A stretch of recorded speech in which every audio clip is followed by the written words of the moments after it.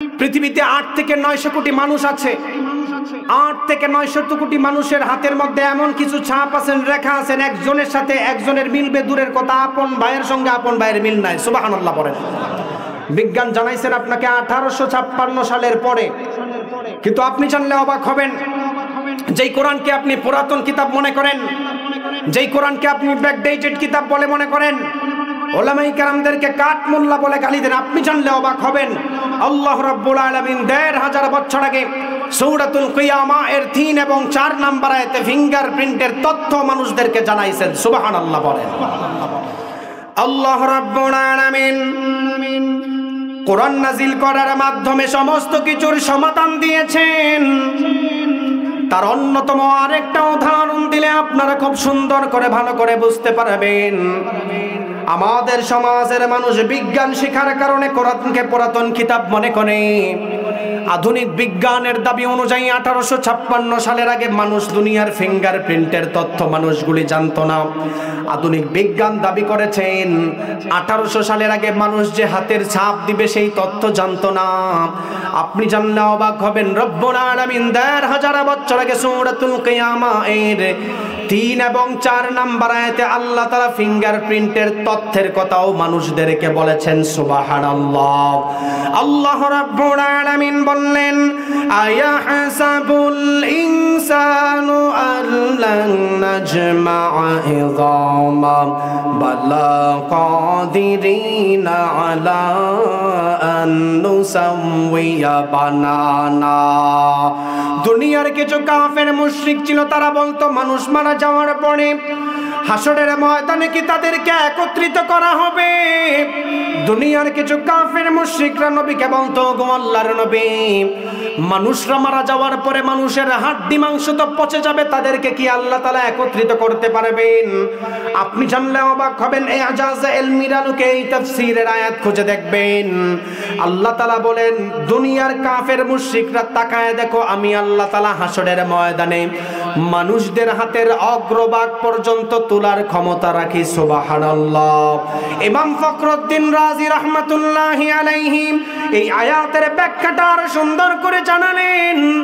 আপনি তো মনে করবেন আল্লাহ বলেছেন হাতের অগ্রভাগের কথা, অথচ আমাদের জামানার বড় বড় মুফাসসিরিনে কেরাম, আমাদের পূর্বে জামানার বড় বড় মুফাসসিরিনে কেরাম এই আয়াতের ব্যাখ্যা করেছেন। আল্লাহ তাআলা মানুষদের হাতে যেই সেন্সর দিয়েছেন, মানুষদের হাতের যে রেখা দিয়েছেন, আল্লাহ চ্যালেঞ্জ করেছেন হাসরের ময়দানে মানুষদেরকে তুলবেন, একটা রেখাও মিসিং হবে না। সুবহানাল্লাহ। আল্লাহ তাআলা তুলবেন স্বয়ংসম্পূর্ণভাবে, ঘোষণা করেছেন। মুফাসসিরিনে কেরাম বলেন, এখানে স্পষ্ট বলা হয়েছে হাতের রেখাগুলিকে আল্লাহ তাআলা এমন ভাবে তুলবেন, একটা যেইভাবে আরেকটার সঙ্গে লাগে না ঠিক তেমন ভাবে অক্ষত অবস্থায় তুলবেন। সুবহানাল্লাহ বলেন।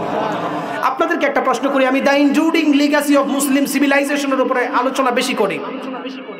আমি কেন বলি? বিজ্ঞান যত উন্নত হয়েছে, কোরআনের কাছে ভিক্ষার থলি নিয়ে দাঁড়িয়ে যাচ্ছে। আরেকটা উদাহরণ দেই, আপনারা সবাই অসুস্থ হলে হসপিটালে যান কি যান না? কে কে হসপিটালে যান না? হাত তোলেন। এই যে 2-3 জন উঠাইছে, আর হসপিটালে যায় না, আসলে বুঝে নাই। এবার আসেন, আমাদের এখানে অনেক শিক্ষিত যুবক ভাই আছেন, আমি ওনাদের কাছে প্রশ্ন করব, এই যে আপনি অসুস্থ হলে হসপিটালে যান, একটা তথ্য দিয়ে যায়, আমি জানি না এরকম তথ্য আপনাদেরকে অন্য ওলামায়ে কেরাম দিয়েছে কিনা, তথ্য দিয়ে যায়। দ্য ইনজুডিং লিগ্যাসি অফ মুসলিম সিভিলাইজেশন খুলে দেখবেন। আমার আলোচনার মূল সিস্টেমটা থাকে সিভিলাইজেশন সম্পর্কে, আপনার সভ্যতা সম্পর্কে জানানো। যুবক ভাইদেরকে যদি আমি প্রশ্ন করি যে আধুনিক চিকিৎসা বিজ্ঞান কোথা থেকে আসছে, দুনিয়াতে চিকিৎসা বিজ্ঞানের উন্নতি কোথা থেকে আসলো, যুবক ভাইরা অধিকাংশ মানুষ জবাব দিবেন, হুজুর এটা ল্যাটিন ভাষা, ল্যাটিনরা এসে দুনিয়াতে আধুনিক চিকিৎসা বিজ্ঞান দিয়েছেন। না, ভুল তথ্য। আপনারা জেনে রাখেন, পৃথিবীতে সর্বপ্রথম চিকিৎসা বিজ্ঞানের উৎপত্তি করেছেন আপনার মতো আমার মতো একজন আলেম মুহাদ্দিস। সুবহানাল্লাহ পড়েন। স্পেনের কাছে যখন, মুসলিমের কাছে যখন স্পেনের ক্ষমতা ছিল, স্পেনের বিখ্যাত একজন মুহাদ্দিস, যাকে মুহাদ্দিসুদ্দাহার ওয়ান নাহার ওয়াল বাহর বলা হয়, আবুল কাসেম আল জাহরাবি রহমাতুল্লাহি আলাইহি সর্বপ্রথম আধুনিক চিকিৎসা বিজ্ঞান, শল্য চিকিৎসার উৎপন্ন দুনিয়ার মধ্যে করেছেন। সুবহানাল্লাহ পড়েন। আবুল কাসেম আল জাহরাবি রহমাতুল্লাহি আলাইহি যখন চিকিৎসা বিজ্ঞান উন্নত করেছেন, উনি চিকিৎসা বিজ্ঞানের উপর 30 খণ্ডের বই লিখেছেন। উনি 250-র উপর যন্ত্র বানাই গিয়েছেন, দাঁতের যন্ত্র। আপনি জানলে অবাক হবেন, এখনো পর্যন্ত আমাদের দেশের ডক্টর সাহেবরা ইউরোপ আমেরিকাতে এমবিবিএস, এফসিপিএস, এফআরসিএস এর ডক্টরেট আনে। আবুল কাসেম আল জাহরাবি রহমতুল্লাহ আলাইহির তত্ত্ব অনুযায়ী ডক্টরেট আনা লাগে। সুবহানাল্লাহ পড়েন। আমি কেন এই কথা বলতেছি আপনি বলবেন হুজুর এই কথা বলার কারণ কি? একটু মন দিয়ে শুনেন। আবুল কাসেম আল জাহরাবি রহমতুল্লাহ আলাইহি মুসলিম মুফাসসির মুহাদ্দিস যখন চিকিৎসা দেওয়া শুরু করেন, মানুষ যেত ওনার কাছে, উনি বিসমিল্লাহ দিয়ে প্রেসক্রিপশন দিতেন। কি দিয়ে দিতেন? আরো জোরে বলেন, আরো জোরে বলেন, বিসমিল্লাহ। মুসলিম সভ্যতা ধ্বংস হওয়ার পরে, ল্যাটিনরা আসার পরে এটাকে চেঞ্জ করে দিয়েছেন। মুসলিম সভ্যতা ধ্বংস হওয়ার পরে ল্যাটিনরা প্রেসক্রিপশনের মধ্যে বিসমিল্লাহকে বাদ দিয়ে আরএক্স কে ঢুকায় দিয়েছেন।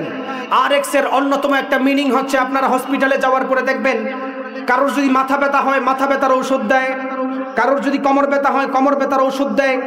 আপনি তাকায় দেখবেন প্রেসক্রিপশনের একটা কর্নারে আরএক্স লেখা থাকে। কোনোদিন কি জিজ্ঞেস করছেন যে স্যার আরএক্স কোন ওষুধ? জিজ্ঞেস করছেন কোনোদিন? জিজ্ঞেস করেন নাই। আপনি সচেতন না, আমি সচেতন না। আরএক্স এর অন্যতম একটা মিনিং হচ্ছে, গুগলে সার্চ করে দেখবেন, ওই জমানার মিশরীয় গ্রিক দেবীকে অনুসরণ করা, তাকে স্মরণ করা। তাদের একটা আকীদা ছিল, ওই জমানার মিশরীয় গ্রিক দেবীকে যারা বছরে একবার অনুসরণ করবে, মনে করবে, তার কাছে যাবে, তার আর কোনোদিন অসুস্থতা হবে না। নাউজুবিল্লাহ পড়েন। সুস্থতা দেওয়ার মালিক কে? অসুস্থতা দেওয়ার মালিক কে? আজকের এই লস্কর পাইকগাছার তাফসীরুল কোরআন মাহফিল থেকে আমার একটাই দাবি থাকবে, আমাদের বাংলাদেশের ডক্টর সাহেবরা যখন বাহিরের দেশে এমবিবিএস, এফসিপিএস, এফআরসিএস এর ডক্টরেট আনে, আজকের এই হাজারো মানুষের পক্ষ থেকে একটাই দাবি, আমরা আমাদের ঐতিহ্যকে ফিরায় আনতে চাই। আবুল কাসেম আল জাহরাবি রহমতুল্লাহ আলাইহি সর্বপ্রথম যেইভাবে বিসমিল্লাহ দিয়ে প্রেসক্রিপশন দিয়েছেন, এখনো পর্যন্ত যদি কোনো মুসলিম ডাক্তার প্রেসক্রিপশন দিতে চায়, ইহুদি খ্রিস্টানদের চক্রান্ত আরএক্স কে বাদ দিয়ে বিসমিল্লাহ দিয়ে প্রেসক্রিপশন দেওয়া চায়। ঠিক কিনা বলেন? আমরা আমাদের ঐতিহ্য ফিরে যাওয়ার দরকার। আপনাকে আপনার সিভিলাইজেশন সম্পর্কে জানার দরকার। আপনি কোথা থেকে আসছেন, কোথায় যাবেন, আপনার পূর্বপুরুষ কোথা থেকে আসছে, আপনার পূর্বপুরুষ কি তৈরি করেছে, আপনার জানার দরকার। আমি অধিকাংশ সময় বলে থাকি, আমাদের সমাজের শিক্ষিত মানুষ বলে, হুজুর আপনি বিজ্ঞান নিয়ে আলোচনা করছেন, বিজ্ঞান যেটা বানাই গেছেন এটা আপনি বলতেছেন। অনেক মানুষের প্রশ্ন থাকে কি থাকে না? কিছু মানুষ দাবি করে বিজ্ঞান উন্নত করছে, হুজুর এটার সাথে মিলাইয়া বলে দিয়ে গেছে। এটা ভুল একটা ধারণা। আপনি জানলে অবাক হবেন, পৃথিবীর এই পর্যন্ত যত বিজ্ঞান উন্নত হয়েছে সব আমাদের মুসলিম ডক্টর থেকে উন্নত হয়েছেন। সুবহানাল্লাহ বলেন। আল্লাহ রাব্বুল আলামিন কোরআন নাজিল করার মাধ্যমে সমস্ত কিছুর সমাধান দিয়েছেন। তার অন্যতম আরেকটা উদাহরণ দিলে আপনারা সুন্দর করে ভালো করে বুঝতে পারবেন।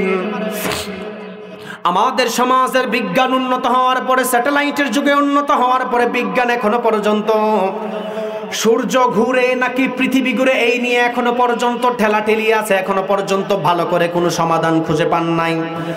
আপনি বিজ্ঞান শিখার কারণে উলামায়ে কেরামদেরকে কাঠমুল্লা বলে গালি দেন। চিন্তা করেন না আপনি কি কথা বলেছেন। আপনি জানলে অবাক হবেন, যেই বিজ্ঞান আপনাকে এখনো পর্যন্ত সমাধান দিতে পারে নাই সূর্য ঘুরে নাকি পৃথিবী ঘুরেছে। রব্বুল আলামিন ১৫০০ বছর আগে সূরাতুল ইয়াসিনের মধ্যে এই ঘোরাঘুরির সমাধানও আল্লাহ মানুষদেরকে দিয়েছেন। সুবহানাল্লাহ। আল্লাহ রাব্বুল আলামিন বললেন, ওয়াশ-শামসু তাজরি লিমুস্তাকাররিন লাহা যালিকা তাকদীরুল আজিজিল আলিম ওয়াল কমারা কদ্দারনাহু মানাজিলা হাত্তা আদা কাল উরজুনিল কদিম লাশ-শামসু ইয়ানবাগি লাহা আন তুদরিকাল কমারা ওয়ালাল লাইলু সাবিকুন নাহার ওয়া কুল্লুন ফি ফালাকি ইয়াসবাহুন। আল্লাহ রাব্বুল আলামিন এই আয়াতের মধ্যে দুনিয়ার মানুষদেরকে জানালেন, আপনি তো মিয়া সূর্য ঘুরে নাকি পৃথিবী ঘুরে সমাধান এখনো খুঁজে পান নাই। অথচ রব্বুল আলামিন ১৫০০ বছর আগে বিজ্ঞানময় সূরাতুল ইয়াসিনের মধ্যে আল্লাহ তাআলা মানুষদেরকে জানালো চন্দ্রকে চলার জন্য আল্লাহ আলাদা রাস্তা দিয়েছেন, সূর্যকে চলার জন্য আল্লাহ আলাদা রাস্তা দিয়েছেন। সূর্য কখনো চন্দ্রের রাস্তায় চলাফেরা করতে পারে না, চন্দ্র কখনো সূর্যের রাস্তায় চলাফেরা করতে পারে না। রাত যেমন দিনের উপর কায়েম হতে পারে না, দিন তেমন রাতের উপর কায়েম হতে পারে না। আল্লাহ বললেন ওয়া কুল্লুম ফি ফালাকি ইয়াসবাহুন, সমস্ত কিছু তার আপন আপন গতিপথে চলাফেরা করে। সুবহানাল্লাহ, সমস্ত কিছু তার আপন গতিপথে চলাফেরা করে। এবার আসেন, there is no contradiction between the Holy Book, Quran and science. তাফসীরে ইলমির আলোকে কোরআনের সাথে বিজ্ঞানের কোনো দ্বন্দ্ব নেই। এবার আসেন, এজাজে ইলমির আলোকে নবীর হাদিসের সঙ্গেও বিজ্ঞানের কোনো দ্বন্দ্ব নাই। সুবহানাল্লাহ বলেন। অনেকে ভাবে যে আমি বিজ্ঞান শিখছি, হয়তো হুজুররা কি জানে।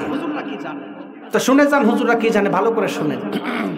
রাসূলের হাদিসের সঙ্গে আধুনিক বিজ্ঞান স্যাটেলাইটের কোনো দ্বন্দ্ব নেই। একটা উদাহরণ দেই, কোরআন থেকে দলিল পেলেন সূর্য ঘুরে নাকি পৃথিবী ঘুরে, সব তার আলাদা আলাদা রাস্তায় চলে। রাসূলের হাদিস থেকে আমাদের প্রমাণ নেওয়ার দরকার আছে না নাই? বিশ্ব নবী সাল্লাল্লাহু আলাইহি ওয়াসাল্লাম আবু যর রাদিয়াল্লাহু তাআলা আনহুকে প্রশ্ন করলেন, ও আবু যর, সূর্য প্রত্যেকদিন পূর্ব দিক থেকে ঘুরে গিয়ে পশ্চিম দিকে কই যায়? আবু যর রাদিয়াল্লাহু তাআলা আনহু আমার নবীকে বলল, গো আল্লাহর নবী, সূর্য প্রত্যেকদিন পূর্ব দিক থেকে ঘুরে গিয়ে কই যায় আমি জানি না, আল্লাহ এবং আপনি ভালো জানেন। আমার নবী আবু যরকে বলল, আবু যর, সূর্য প্রত্যেকদিন পূর্ব দিক থেকে ঘুরে গিয়ে পশ্চিম দিকে আল্লাহর কুদরতি পায়ের মধ্যে সেজদা করে বসে থাকে। আল্লাহর কুদরতি পায়ে সেজদা করে শুধু ক্ষান্ত হয় না, আমার আল্লাহকে বললেন, ওগো আল্লাহ, আপনি আমাকে অনুমতি দেন আবার ঘুরে গিয়ে আমি পূর্ব দিকে উদিত হতে চাই। ও আবু যর, সায়াতি আলান নাসি জামান, এমন একটা জমানার মধ্যে মানুষগুলো উপনীত হবে যেই জমানার মধ্যে সূর্য আর ঘোরার অনুমতি পাবে না। কিয়ামত হওয়ার আগে সূর্য পশ্চিম দিকে উদিত হবে। এই হাদিস থেকে বোঝা যায় সূর্য তার আলাদা রাস্তা দিয়ে চলাফেরা করে। সুবহানাল্লাহ। এক নাম্বার, ওয়া কুল্লুম ফি ফালাকি ইয়াসবাহুন, নবীর হাদিস থেকে বোঝা যায় সূর্য পূর্ব দিক থেকে ঘুরে গিয়ে কই যায়? আল্লাহর কুদরতি পায়ে সেজদা করে। এবার আসেন, আপনাদের শরীর দিয়ে আর একটা উদাহরণ দিই। আমি ইউনিভার্সিটিতে থিসিস করতে গিয়ে আল খালিক ওয়া ইলমুল কাউনিয়াতের উপর থিসিস করেছি, স্রষ্টা ও সৃষ্টি তত্ত্বের উপর। মানব দেহের উপর যখন আমি লিখতে যাই, আমি তখন একটা নতুন তথ্য খুঁজে পাইছি, আপনারা জানলে অবাক হবেন। বিজ্ঞান 1900 সালে দাবি করেছেন মানুষ মারা যাওয়ার পরে কবরে রাখলে তাদের হাড্ডি মাংস পচে যায়। বিজ্ঞানের দাবি হচ্ছে কোনো কোনো সময় মানুষের হাড্ডি মাংস শরীরের যেই কোনো জায়গা লোহা কিংবা পাথরও হতে পারে। প্যারিটাইজ ফসিল নামে যেটার তথ্য দিয়েছেন বিজ্ঞান। আমি থিসিস লিখতে গিয়ে এটা খুঁজে দেখলাম। কেন বলি? বিজ্ঞান যত উন্নত আর বিকশিত হচ্ছে, কোরআনের কাছে ভিক্ষার থলি নিয়ে দাঁড়িয়ে যাচ্ছে। তার অন্যতম কারণ হচ্ছে প্যারিটাইজ ফসিল। আল্লাহ রাব্বুল আলামিন ১৫০০ বছর আগে কোরআনুল কারীমের সূরাতুল বনী ইসরাঈলের মধ্যে বলেন, কুল কুনু হিজারাতান আও হাদিদা, নবী হে আপনি আপনার উম্মতদেরকে বলেন, কাফের মুশরিকদেরকে বলেন, মানুষ মারা যাওয়ার পরে কবরে রাখার পরে তাদের হাড্ডি মাংস যদি পচেও যায়, পাথর কিংবা লোহাও হয়, আমি তাকে তোলার সক্ষমতা রাখি। সুবহানাল্লাহ পড়েন।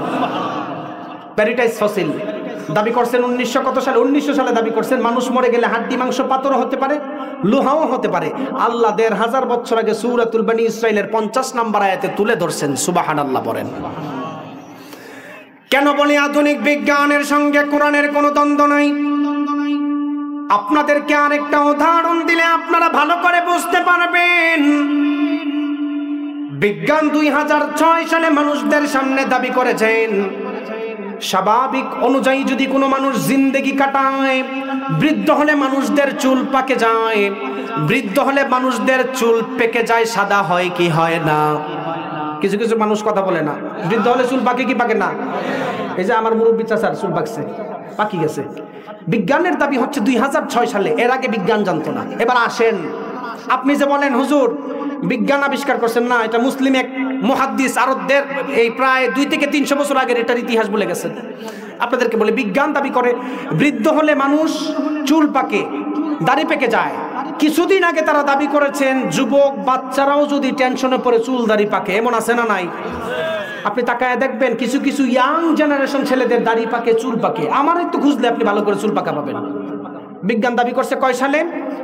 2006 সালে। আপনি জানলে অবাক হবেন। আপনার সন্তানকে আপনি মাদ্রাসায় দেন না, ওলামায়ে কেরামদের সাথে মিশতে দেন না। আল্লাহ তাআলা 1500 বছর আগে সূরাতুল মুজাম্মিলের 17 নম্বর আয়াতে এই অল্প বয়স মানুষ যে টেনশনে পড়লে চুল পাকে, এটারও তত্ত্ব আল্লাহ দিয়েছেন। সুবহানাল্লাহ পড়েন। আল্লাহ বলেন ফাকাইফা তাত্তাকুনা ইন কাফারতুম ইয়াওমান ইয়াজআলুল উইলদানা শিবা। কিছু কিছু মানুষ হাসরের ময়দানের ভয়াবহতা নিয়ে ঠাট্টা করে। আল্লাহ তাআলা বলেন কোন মানুষ যদি এই ভয়াবহতা দেখতো, নবজাতক শিশুও বৃদ্ধ হয়ে যেত। সুবহানাল্লাহ বলেন। আল্লাহ রাব্বুল আলামিন বললেন দুনিয়ার মানুষ যদি দুনিয়ার মধ্যে কোরআন অবস্থায় জীবন যাপন করে, আল্লাহ তাআলা মানুষদেরকে জান্নাতের মধ্যে তাদেরকে জান্নাত দিবেন। এবার আসেন কোরআন তাফসীর ইলমির আলোকে, এজাজ ইলমির আলোকে সবচাইতে দামি হওয়ার অন্যতম কারণ হলো এই কোরআন আল্লাহ এমন ভাবে নাজিল করেছেন যেই কোরআনের মধ্যে ভুল ধরার কোনো চান্স নাই। কোনো মানুষ যদি ভুল ধরতে আসে নিজের জিন্দেগির মধ্যেই ভুল খুঁজে পায়, ঠিক কিনা? আপনি ভুল ধরতে আসবেন। দুনিয়ার একটা উদাহরণ দিই। আল্লাহ তাআলা ফেরাউনের কথা 144 সূরার মধ্যে, 114টা সূরার মধ্যে 44 সূরার মধ্যে ফেরাউনের কথা বলছেন। কয়টা সূরাতে? আপনারা বুঝতেছেন না আলোচনা? কয়টা সূরায়? 44 সূরা। 6236টা আয়াতের মধ্যে 532 আয়াতে আল্লাহ ফেরাউনের কথা বলছেন। এর মানে মনে হয় ফেরাউন আল্লাহর ওলি ছিল। কি বলেন? আপনারা চুপ দেখে তো মনে হইতেছে অনেকে ফেরাউনকে ভালোবাসেন। 114টা সূরার মধ্যে 44 সূরায় আল্লাহ ফেরাউনের কথা বলছেন। 532 আয়াত আল্লাহ ফেরাউনের কথা বলছেন। 6236টা আয়াতের মধ্যে 3116 বছর পর ফেরাউনকে খুঁজে পাইছে। কেন বলেন তো? মুফাসসিরিন কেরাম দাবি করেছেন আল্লাহ তাআলা কোরআনুল কারীমের 44 সূরার মধ্যে ফেরাউনের কথা উল্লেখ করার একটাই কারণ।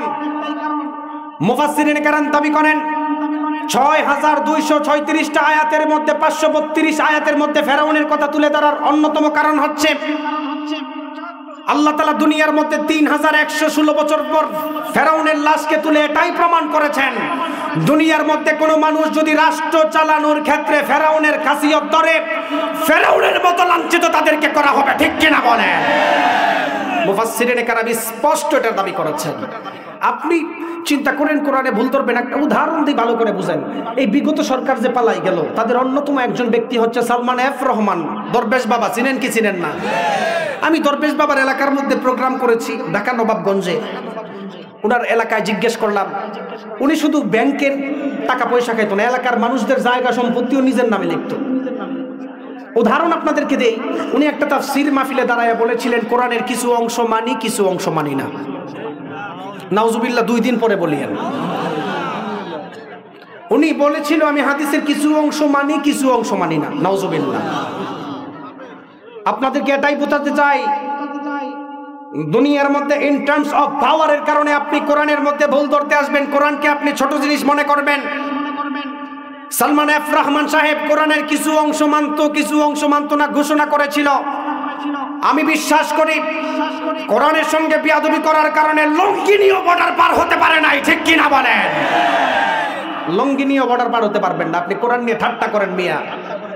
উনি বলেছিল, কেন বলছে এটার কারণ বলে, বিশ্ববিদ্যালয়ে আমাদেরকে একটি বই পড়ানো হতো। প্রফেসর ডক্টর রশিদ জাহিদ হাফিজাহুল্লাহ একটি বই লিখেছেন, ঐতিহাসিক প্রেক্ষাপট। আমাদের দুনিয়ার শিক্ষিত মানুষরা ওরিয়েন্টালিস্টদেরকে বিশ্বাস করে। ওরিয়েন্টালিস্ট কারা? ইংলিশে যাদেরকে ওরিয়েন্টালিস্ট বলা হয়, বাংলাতে তাদেরকে প্রাচ্যবাদ বলে, আরবিতে তাদেরকে মুস্তাশরিকিন বলে। আমাদের সমাজের উচ্চ শিক্ষিত মানুষরা বাহিরের দেশে পড়াশোনা করে ডক্টরেট করে আসার পরে বাংলাদেশে আসার পরে বলে যে হুজুররা যে রাসূল সাল্লাল্লাহু আলাইহি ওয়াসাল্লামের হাদিসকে ইসলামের সেকেন্ডারি দলিল মানে, এটা আমি মানি না। আছে না নাই? কিছু কিছু মানুষ বলে কোরআনের কিছু মানি, কিছু মানি না। সালমান এফ রহমান কোথা থেকে এটা পাইছে? আগে উদাহরণ দেন। যেমন আপনারা দেখেছেন গত বছর এক স্টেজের মধ্যে একজন বিখ্যাত আলোচক আরিফ বিন হাবিব সাহেব বক্তব্য দিয়েছিলেন। একজন ব্যক্তি দাঁড়ায় বলেছিল, এখানে যারা আলোচনা করছেন এতক্ষণ পর্যন্ত যা বলছে সব নবীর নামে মিথ্যা বলছে। নাউজুবিল্লাহ পড়েন। আসেন কোথা থেকে এই প্রবাহমান আসলো? 1802 সালে জন্মগ্রহণ করেছেন জোসেফ শাক্ট। 1900 সালে জন্মগ্রহণ করেছেন গোল্ডজিহের। আল কুরআন ওয়াল মুস্তাশরিকুন পড়ার সময় আমরা দেখেছি আজকে থেকে 200 বছর আগে ইউরোপিয়ান স্কলার যাদেরকে বলা হয়, তারা বই লিখেছেন origin of Muhammadan jurisprudence, aspect of Islamic civilization. Mister Arberry Nicholson এরকম অনেক লেখক বই লিখছেন। আমাদের সমাজের উচ্চ শিক্ষিত মানুষ টরন্টো ইউনিভার্সিটিতে পড়াশোনা করে, স্ট্যানফোর্ড ইউনিভার্সিটিতে পড়াশোনা করে, অক্সফোর্ড ইউনিভার্সিটিতে পড়াশোনা করে। আপনি জানলে অবাক হবেন, বাহিরের দেশে পড়াশোনার সময় বিশেষ করে origin of Muhammadan jurisprudence, aspect of Islamic civilization, এই বইগুলা লিখছেন ওই জমানার ইহুদি ব্যক্তিরা। ওনাদের বইগুলো অক্সফোর্ডেও পড়ানো হয়। ওনাদের দাবি হচ্ছে, ওনারা বই লিখেছেন রাসূল সাল্লাল্লাহু আলাইহি ওয়াসাল্লামের মতো আদর্শবান নবী আর আসবে না। সুবহানাল্লাহ পড়েন। এই বই পড়ার সময় প্রথমে সুবহানাল্লাহ বলতে বলতে মুখ দিয়ে ফেনা বের হবে আপনার, কিন্তু মধ্যখানে যাওয়ার পর আপনার নাউজুবিল্লাহ ছাড়া বলার কিছু নাই। Origin of Muhammadan jurisprudence, গোল্ডজিহেরের series যারা পড়েন একটু ভালো করে শোনেন। এই গোল্ডজিহেরের সিরিজ পড়ে আয়েশা মসজিদে হুজুরদেরকে বলে, হুজুর ইসলাম শিক্ষা তো একটা ফাউ জিনিস। নাউজুবিল্লাহ পড়েন। আপনি যে কোরআন শিক্ষা দেন এটা তো ফাউ জিনিস। কোথা থেকে আসছে? গোল্ডজিহের বই লিখছেন রাসূল সাল্লাল্লাহু আলাইহি ওয়াসাল্লামের চরিত্রের উপর নবীর ইতিহাস তুলে ধরেছেন। আপনি জানলে অবাক হবেন, মধ্যখানে গোল্ডজিহের দাবি করেন দুনিয়ার মধ্যে মুসলিমরা যেটাকে নিজের ধর্মের কিতাব মনে করে এটা তো আসলে নবীর উপর ওহী নাজিল হয় না, এটা সে নিজে বানায়া পড়ছে। নাউজুবিল্লাহ। আর আমাদের সমাজের উচ্চ শিক্ষিত মানুষগুলির ব্রেন কতটুকু ওয়াশ হয়েছে, অক্সফোর্ডে পড়ায় বিদায় উনি মনে করছে এটাই সত্য। মনে রাখবেন, ইহুদিদের লেখা বই দিয়ে যদি কেউ ইসলামকে মাপতে চায় ঈমান থাকবে না, ঠিক কিনা বলেন? খ্রিস্টানদের লেখা বই পড়ার পরে যদি কেউ নবীর হাদিসকে মাপতে চায়, ইহুদিদের লেখা বই পড়ে কেউ যদি কোরআনকে মাপতে চায়, মনে রাখবেন ঈমান হারা হবে, ঠিক কিনা বলেন? উনি চিন্তা করেন, উনি অনেক ইংলিশ জানে ভালো করে, ফটর ফটর 2 লাইন ইংলিশ বলে হুজুরদের সামনে, আর হুজুররাও চুপ থাকে। মিয়া শুনে রাখেন, গোল্ডজিহের একজন জন্মগত ইহুদি। কোন ইহুদি চায় না মুসলিম সভ্যতা উপরে উঠে যাক। কোন খ্রিস্টান কখনো চাইবে না মুসলিমরা তাদের সভ্যতা নিয়ে উপরে উঠে যাক, ঠিক কিনা বলেন? তার অন্যতম একটা উদাহরণ দেই। আপনি খুলনা পাইকগাছাতে নামাজ পড়েন, আপনার এই নামাজ নিয়ে পর্যন্ত ইউরোপ আমেরিকাতে চক্রান্ত হয়। আমাদের পাকিস্তানের বিখ্যাত ডক্টর মাজেদুজ্জামান উসমানী, উনি ইউরোপের একটা ইউনিভার্সিটিতে ফিজিওথেরাপির উপর শিক্ষা নেওয়ার জন্য গিয়েছেন। ফিজিওথেরাপির উপর শিক্ষা নিতে গিয়ে 2 জন বড় বড় ডক্টরের সঙ্গে ওনার পরিচয় হয়।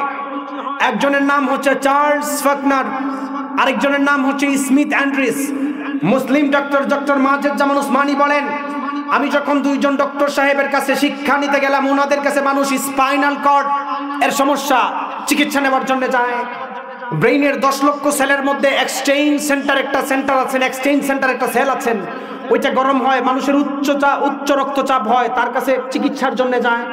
কোমরের ব্যথা থাকলে মুরব্বীরা তার কাছে চিকিৎসা নেওয়ার জন্য যায়। মুসলিম ডক্টর দাবি করেন চার্লস ফাকনার, স্মিথ অ্যান্ড্রিস, ওনাদের কাছে যখন মানুষ এই রকম শারীরিক চিকিৎসার জন্য যায়, মুসলিম ধর্মের নামাজের ব্যায়াম শিক্ষা দেওয়ায়। সুবহানাল্লাহ পড়েন। আপনাকে কেন বললাম মুসলিম সভ্যতাকে তারা উপরে উঠাতে চায় না? আমেরিকার একজন ডক্টর সাহেব এটা নিজের নামে লিখছেন, মুসলিম ধর্মের নামাজের ব্যায়ামটাকে এটা নামাজের নামে প্রমোট করার দরকার না, এটা নাম দিয়েছেন ইউরোলিঙ্গুইস্টিক। গুগলে সার্চ করবেন ইউরোলিঙ্গুইস্টিক কাকে বলে, দেখবেন সেখানে যেইভাবে নামাজের রুকু দেওয়া হয় সেইভাবে নামাজের ব্যায়াম আছে। আধুনিক চিকিৎসা বিজ্ঞানের দাবি অনুযায়ী বোঝা যায়, কোন মানুষ যদি ঠিক মতো সেজদা করতে পারে, নামাজ পড়তে পারে, আল্লাহ তাআলা তার উচ্চ রক্তচাপ দেয় না। সুবহানাল্লাহ বলেন। আধুনিক চিকিৎসা বিজ্ঞানের দাবি অনুযায়ী ঠিক মতো রুকু সেজদা করলে তাদের কোমরের ব্যথা থাকবে না। সুবহানাল্লাহ বলেন। আমি কেন বললাম, বিজ্ঞান যত উন্নত আর বিকশিত হয়, কোরআনের কাছে ভিক্ষার থলে নিয়ে দাঁড়িয়ে যায়। যে কথা বলতেছিলাম, কোরআনের মধ্যে কোনো ভুল নাই। ফেরাউনের তথ্য 3116 বছর পর ফেরাউনের লাশ খুঁজে পাইছে। এই জামানার একজন বিখ্যাত প্রফেসর মরিস বুকাইলি, উনি ফেরাউনের লাশ নিয়ে প্রত্নতাত্ত্বিকভাবে গবেষণা করেছেন। ওনার স্যারকে বলছেন, স্যার ফেরাউনের লাশটা একটু আনেন।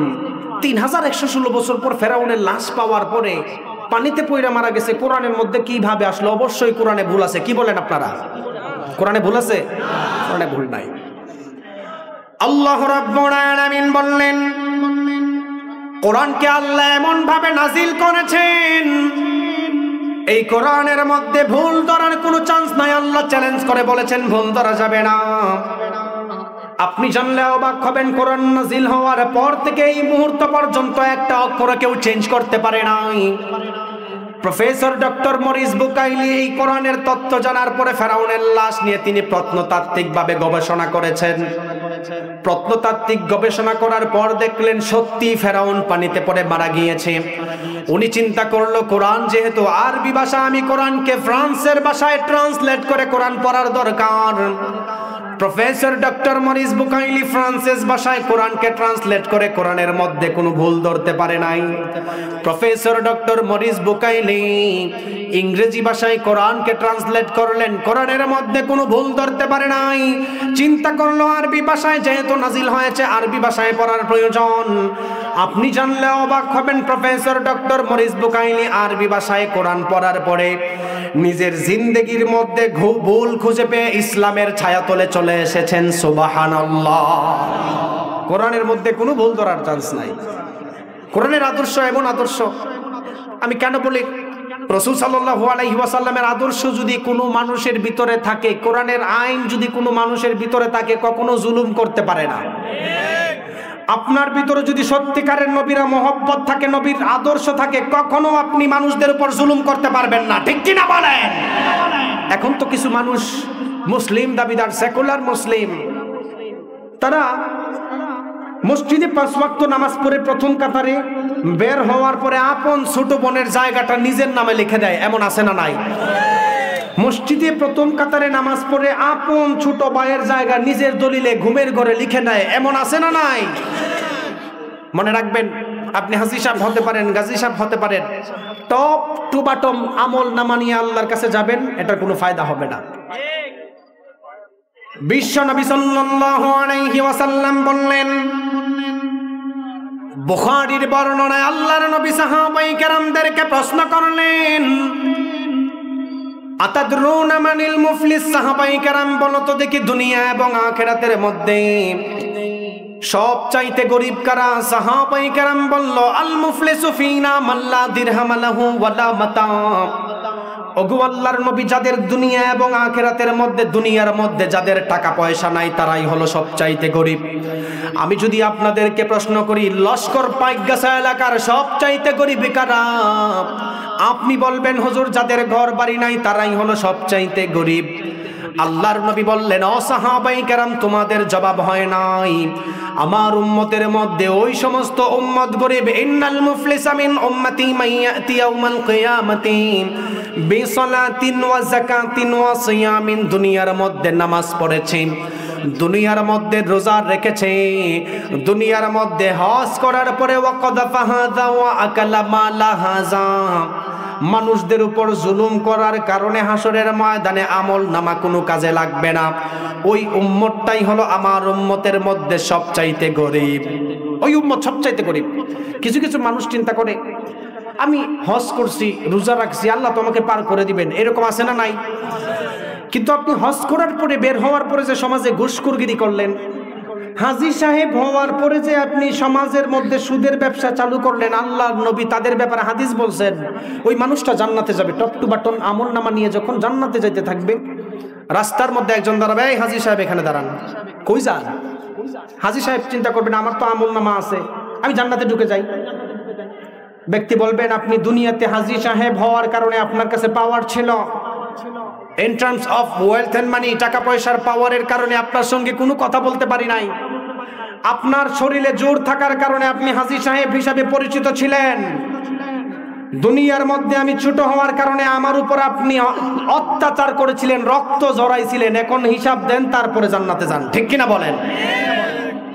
আল্লাহ তাআলা তাদেরকে বলবেন, এদিকে আসো, কি হয়েছে? তখন ওই হাজী সাহেব বিসলাতিন ওয়া যাকাতিন ওয়া সিয়ামিন, আপনি নামাজ পড়ছেন, নামাজের আমলনামা নিয়ে যাবেন। আল্লাহ এত আমল আছে, আমি তো জান্নাতে যাওয়ার দরকার। তখন ওই মজলুম ব্যক্তি বলবেন, আল্লাহ আপনার কাছে বিচার দিলাম, উনার শরীরে পাওয়ার থাকার কারণে আমার এমন জোরে থাপ্পড় মারছিল, আমার মুখ দিয়ে রক্ত বের হয়েছিল। ওয়া সাফাকা দামা হাযা, এর বিচার আপনি করেন, তারপর সে জান্নাতে যাবে। আল্লাহ তাআলা ঘোষণা করবেন, তার সাথে এখন হিসাব মিটাও, আমল নামা আস্তে আস্তে খালি হবে, বান্দা জাহান্নামে যাবে।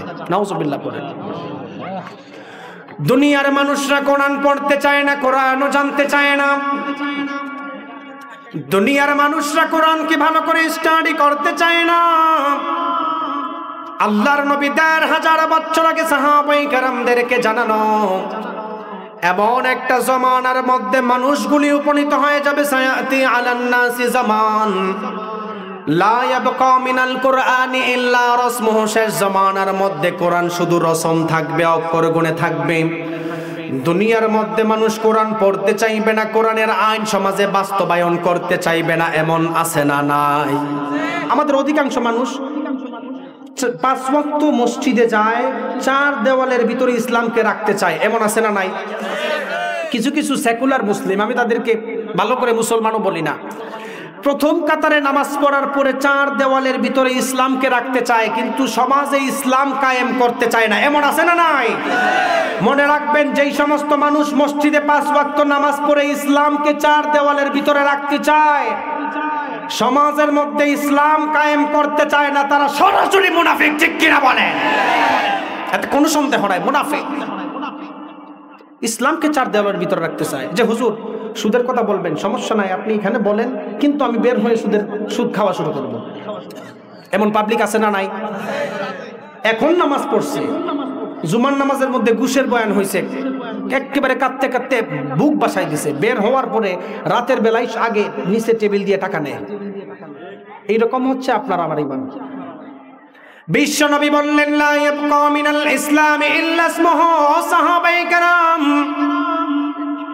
এমন একটা জামানার মধ্যে মানুষগুলি উপনীত হয়ে যাবে, যেই জামানার মধ্যে ইসলাম শুধু নামে থাকবে, ইসলামকে শুধু মানুষ নামে ইউজ করবে, ইসলাম মানতে চাইবে না। আপনি তাকায় দেখেন, আপনার সমাজের মধ্যে মানুষ ইসলামকে মানতে চায় না, ইসলামকে বুঝতে চায় না।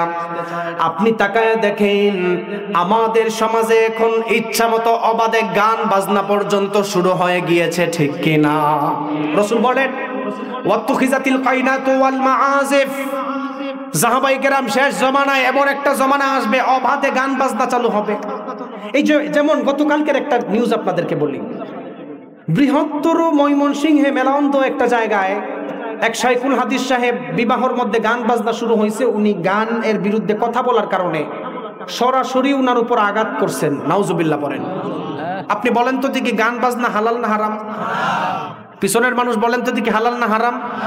সবাই বলেন তো, হালাল না হারাম? কোনো সন্দেহ আছে? কোনো সন্দেহ আছে? আল্লাহর নবী বলেন, ওয়াত্তুখিজাতিল কাইনাতু ওয়াল মাআজিফ। সাহাবায়ে কেরাম, যখন সমাজের মধ্যে মানুষ গান বাজনার সাথে লিপ্ত হবে, গায়ক গায়িকাদেরকে নিজের আপন মনে করবে, কোরআন থেকে দূরে চলে যাবে, আল্লাহর নবী বলেন, ফালিয়ারতাকিবুহু ইনদা যালিকা রিহান হামরা। ওই জামানার মধ্যে আল্লাহ তাআলা অগ্নিবায়ু চালু করবেন। তার অন্যতম প্রমাণ হচ্ছে আমেরিকার লস অ্যাঞ্জেলেস। ঠিক কিনা বলেন? আমেরিকার লস অ্যাঞ্জেলেস একটা পাপের শহর যেটাকে বলা হয়, যেখানে সরাসরি সমকামিতাকে প্রমোট করা হয়, যেখানে সরাসরি গান বাজনা সাপ্লাই করা হয়, গান বাজনা তৈরি করা হয়, বিভিন্ন ধরনের সিনেমা সেখানে তৈরি করা হয়, যুবকদেরকে অশ্লীল পথে নিয়ে যায় লস অ্যাঞ্জেলেসের এই টেকনোলজির মাধ্যমে। আপনি বলেন তো দেখি, খুলনা পাইকগাছার মানুষ, আমেরিকার লস অ্যাঞ্জেলেসে গান বাজনা সমকামিতা বাড়ার কারণে আল্লাহ তাআলা অগ্নিবায়ু দিয়ে পুরা শহরকে জ্বালায়া দিয়েছেন। আমাদের বাংলাদেশেও যদি কেউ গান বাজনাকে হালাল মনে করে সমাজের মধ্যে বাস্তবায়ন করতে চায়, সেই আল্লাহর গজব কি আমাদের বাংলাদেশকে ছাড় দিবে? আপনি কি বলেন? আল্লাহর নবী বলছেন, ফালিয়ারতাকিবুহু ইনদা যালিকা রিহান হামরা খসফান আও মাসখার। মানুষদের চেহারা বিকৃত হবে। আরে মানুষদের চেহারা বিকৃত, আল্লাহ কি করবেন? মানুষ নিজেই মানুষ থাকতে চায় না, জানোয়ার হয়ে যায়। আমেরিকার এক যুবক 2 বছর আগে $10 লাখ ইউজ করে চেহারাকে বিড়ালের চেহারা বানাইছেন। নাউজুবিল্লাহ পড়েন। আপনাদেরকে একটা উদাহরণ দেই। আমার কথা আপনাদের খারাপ লাগতেছে? বুঝতেছেন তো? জীবনের একটা পরিসংখ্যান দেই, জীবনের একটা পরিসংখ্যান। কেন আসলেন? জি 10 মিনিট, ঠিক আছে, সমস্যা নেই। 10 মিনিটের মধ্যে আলোচনা শেষ করে দিব ইনশাআল্লাহ। জীবনের পরিসংখ্যান দেই, আমি অনেক দিন এটার হিসাব করছি। তারপর শাইখ মুর্শিদ, ওনার থেকে বিষয়টা আমি জেনেছি খুব ভালো করে।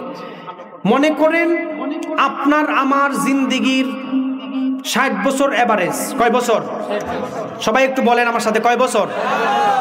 আপনাদেরকে নতুন তথ্য দিয়ে যায়, এটা শোনার পরে ঘরে গিয়ে মিলাবেন আপনার জিন্দিগিতে আপনি এই পর্যন্ত কি করছেন। মনে করেন দুলনা থেকে মৃত্যু পর্যন্ত একটা মানুষ 60 বছর। কোন মানুষ যদি দুলনা থেকে মৃত্যু পর্যন্ত 60 বছর জিন্দিগি কাটায়, একটা সুস্থ মানুষ প্রত্যেক দিন 8 ঘন্টা ঘুমাতে হয়। কোন মানুষ যদি প্রতিদিন 60 ঘন্টা দুলনা থেকে মৃত্যু পর্যন্ত 1 ঘন্টা করে একটা কাজ 60 বছর রেগুলার করে, তাহলে ওই মানুষের জিন্দিগি থেকে 2.5 বছর চলে যায়। কয় বছর? ঠিক তেমনি ভাবে দুলনা থেকে মৃত্যু পর্যন্ত প্রতিদিন 8 ঘন্টা ঘুমানোর কারণে আপনার আমার জিন্দিগি থেকে 20 বছর শুধু ঘুমের মধ্যে চলে গেছে। একটা মানুষ দুনিয়াতে চলতে গেলে সর্বনিম্ন 6 ঘন্টা কাজ করতে হয়। দুলনা থেকেই ধরে হিসাব, দুলনা থেকে মৃত্যু পর্যন্ত কোনো মানুষ যদি 6 ঘন্টা তার কাজের মধ্যে ব্যয় করে, 8 ঘন্টা ঘুমানোর কারণে 20 বছর ঘুমের মধ্যে নাই। 6 ঘন্টা কাজ করার কারণে 60 বছর জিন্দিগির মধ্যে 15 বছর নাই। কত বছর গেল টোটালি? 35 বছর। 60 বছরের মধ্যে 35 বছর আপনি ঘুমাইছেন আর 6 ঘন্টা কাজ করছেন। এবার আসেন, 60 বছর জিন্দিগির মধ্যে আপনি প্রতিদিন খাবার দাবারের তলে 2 ঘন্টা আমাদের গেছে। কারণ আমাদের বাঙালি জাতি এমন জাতি, 1 কাপ চা খাইতে গেলে 2.5 ঘন্টা নাই হয়। ঠিক কিনা বলেন? প্রতিদিন খাবারের তলে 2.5 ঘন্টা যাওয়ার কারণে আপনার জিন্দিগি থেকে 5 বছর নাই। কয় বছর নাই? ঘুমের কারণে 20 বছর, কাজের কারণে 15 বছর, 35 বছর, আর প্রতিদিন খাবার খাওয়ার ক্ষেত্রে 5 বছর, 40 বছর নাই। আছে কয় বছর? 20 বছর। এবার আসেন 20 বছরের হিসাব মিলাই। প্রতিদিন ইস্তেঞ্জা করেন কি করেন না? প্রস্রাব পায়খানা করতে গেলে একটা মানুষের সারাদিন 1 ঘন্টা ধরলাম, 2.5 বছর নাই। 42 বছর, 42.5 বছর নাই। আসেন আপনি অন্য কাজ করেন, মানুষের সাথে আড্ডা দিতেছেন, কথা বলতেছেন, আরো ধরলাম 2 ঘন্টা।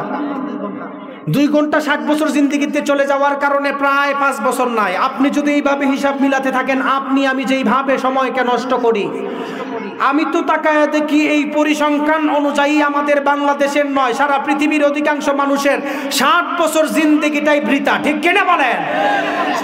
1 ঘন্টা কাজ করার কারণে 2.5 বছর নাই, 20 বছর ঘুমের মধ্যে কাটায় দিলেন। আজকের এই তাফসীরুল কোরআন মাহফিল থেকে সবাই 2টা হাত তুলে আল্লাহর কাছে ওয়াদা করেন, আয় আল্লাহ, আমরা যতদিন বাঁচবো আপনার ইবাদত করার চেষ্টা করব। আমরা যতদিন বাঁচবো, আয় আল্লাহ, আপনি আমাদেরকে ঈমানের হালতে রাখিয়েন। যতদিন আমরা বাঁচবো ততদিন আপনি আমাদেরকে ইসলামের পথে চলার তৌফিক দান করিয়েন। সবাই হাত নামান। তাহলে কি হবে? মুমিন বান্দা ঈমানদার হওয়ার কারণে 8 ঘন্টা ঘুমানোর কারণে 20 বছর যেটা ফাউ যাইতো, ওই জিনিসটা ইবাদতে পরিণত হয়ে যাবে। সুবহানাল্লাহ বলেন। এজন্য আজকের এই তাফসীরুল কোরআন মাহফিল থেকে একটাই মেসেজ। আমি আমার সিভিলাইজেশন সম্পর্কে, আপনার সিভিলাইজেশন সম্পর্কে আপনাকে আমি মেসেজ দিয়েছি। মানুষরা চিন্তা করে মাদ্রাসায় শিক্ষা দিলে ওলামায়ে কেরামরা হয়তো কিছু জানবে না, কোরআন পুরাতন কিতাব মনে করে।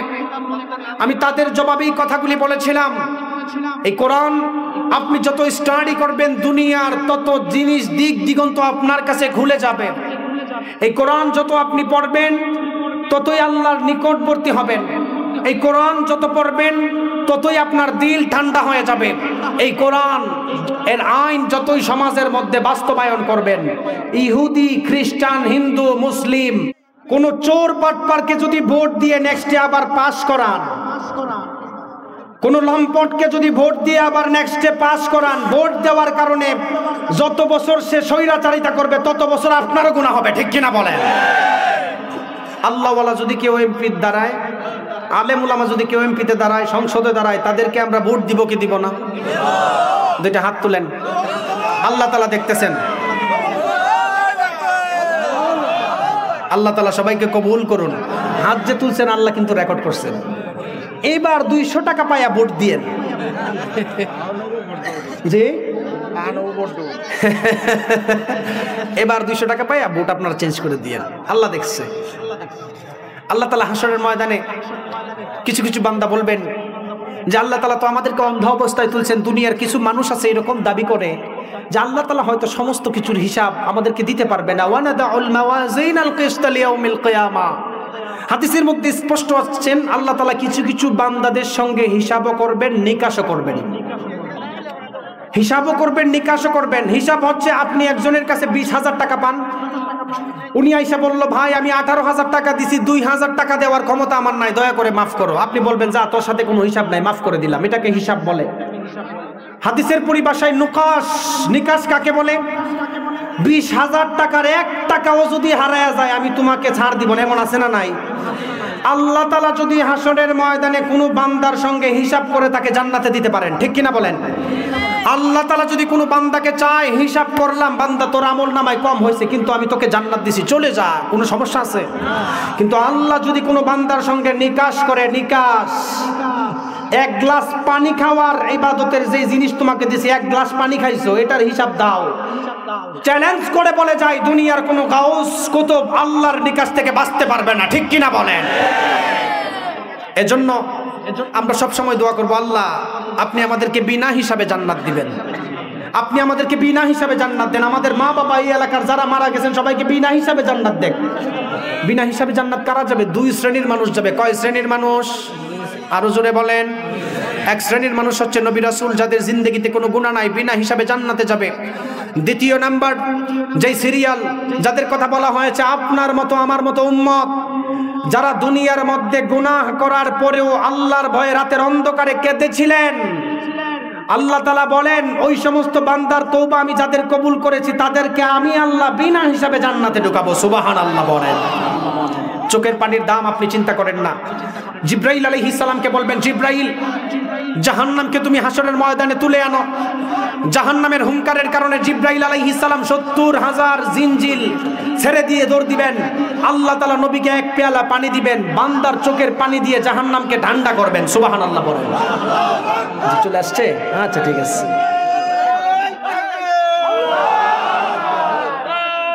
দেন দেন।